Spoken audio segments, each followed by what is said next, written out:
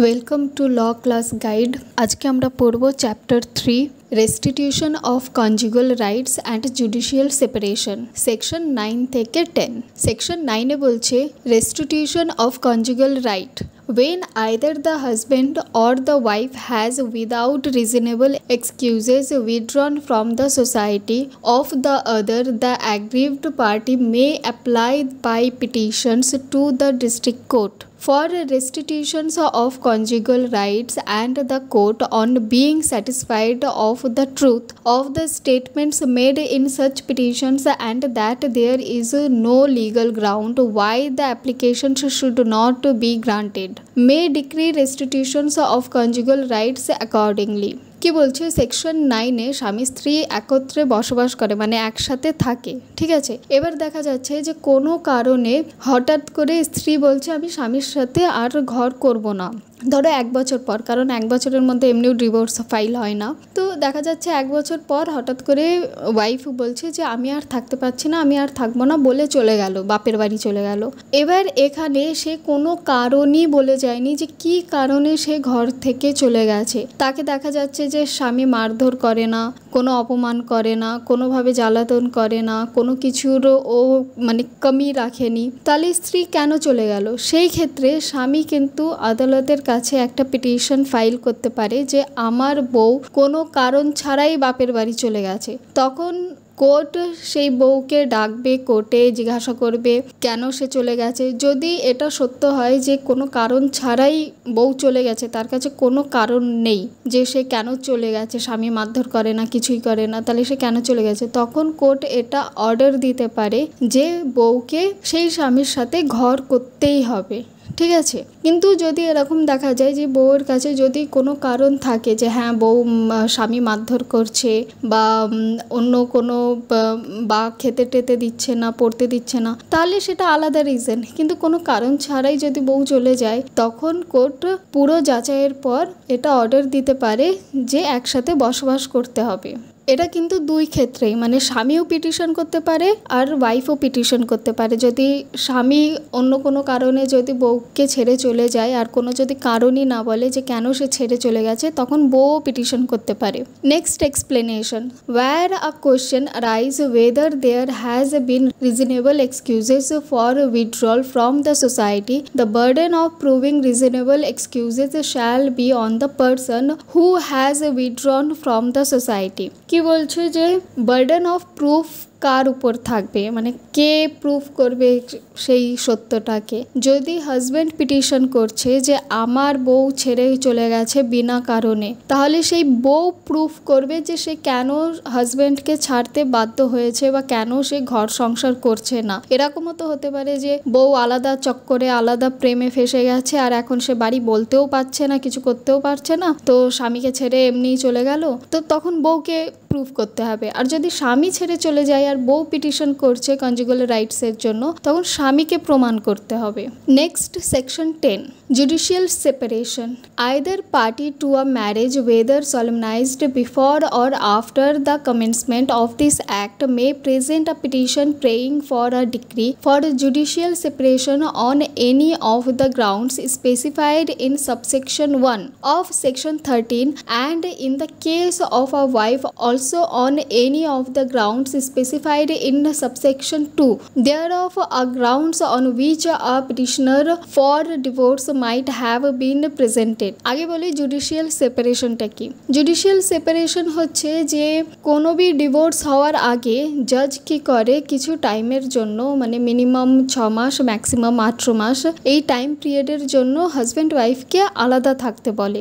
এই আলাদা থাকা মানে হচ্ছে যে শুধুমাত্র যে আলাদা আলাদা বাড়িতে রয়েছে আর কথাবার্তা সব হচ্ছে তা না। আলাদা আলাদা মানে হচ্ছে বউ থাকবে বাপের বাড়ি, স্বামী থাকবে নিজের বাড়ি, আর তাদের মধ্যে কোনো রকম সোশ্যাল কন্ট্যাক্ট, ফোন বা সোশ্যাল মিডিয়ার কন্ট্যাক্ট বা বাড়ি গিয়ে অন্য কোথাও গিয়ে দেখা করা বা সেক্স করা কিচ্ছু না, মানে কিচ্ছুই অ্যালাউ না, টোটালি আলাদা। লাইক যেমন ডিভোর্স হয়ে গেছে তেমন একটা আলাদাভাবে থাকতে হবে। এটা কেন করা হয়, যাতে এই যে আলাদা যে থাকে হাজব্যান্ড ওয়াইফ, আর তখন যদি তাদের মধ্যে একটু যদি ভালোবাসা থেকে থাকে, তো তারা একে অপরকে আবার কথা বলার চেষ্টা করবে, দেখা করার চেষ্টা করবে, খবর নেওয়ার চেষ্টা চেষ্টা করবে। আর সেইটা যদি তারা মিস করে, যাতে তারা ফিল করে, তারপরে তারা বুঝতে পারবে যে না তারা একসাথে থাকতে পারবে নাকি এরকম আলাদাই থেকে যেতে চায়। তো যদি তাদের সম্পর্কটা বেঁচে যায় তাহলে তারা এসে জুডিশিয়াল সেপারেশনটাকে পিটিশন দিয়ে তুলে নেয় আর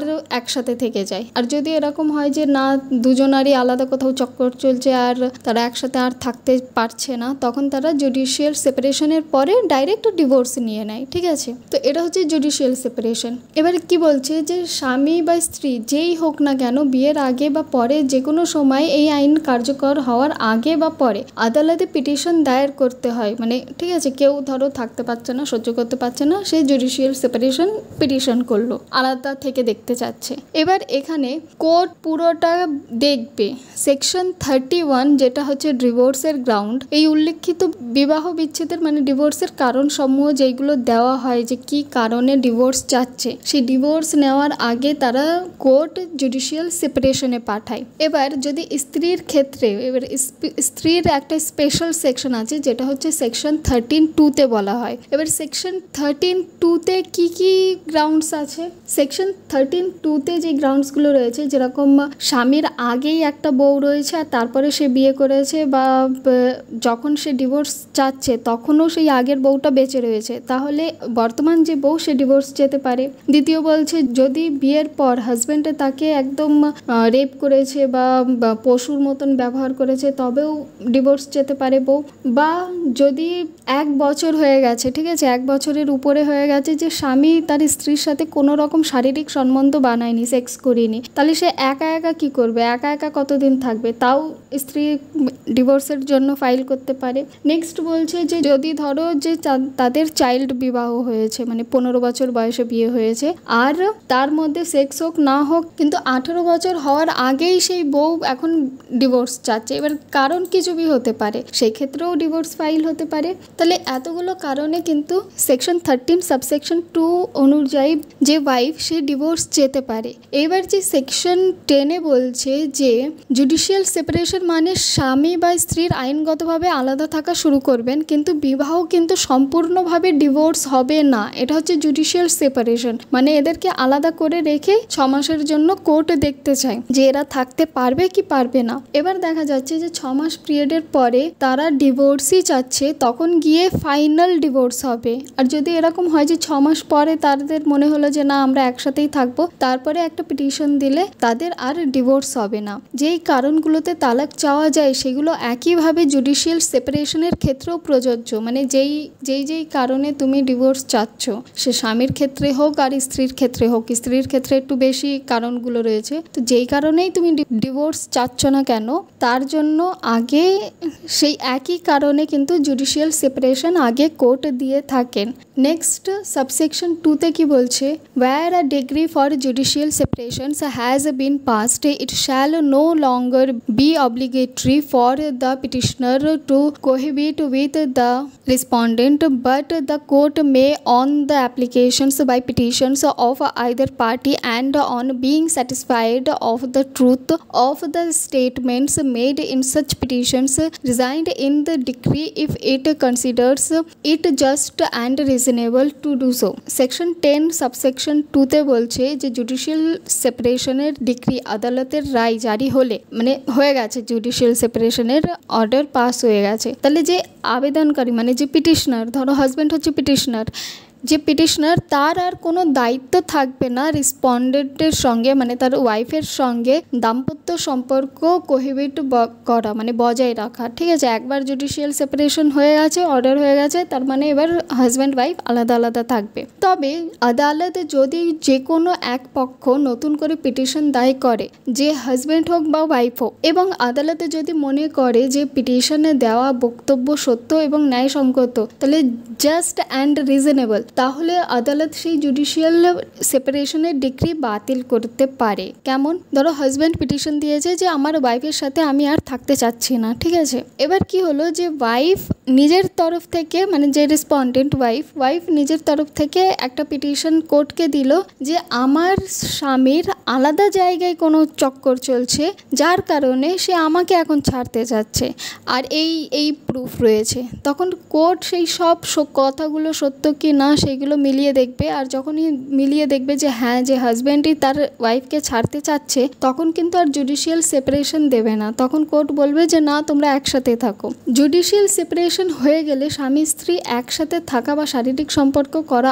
আইনগত বাধ্যবাধকতা থাকে না। তবে পরবর্তীতে যদি পরিস্থিতি বদলে যায় এবং উভয়েরই আবার একসাথে থাকতে চান, তাহলে আদালতের মধ্যেই সেই বিচ্ছেদ রায় তুলে নেওয়া সম্ভব।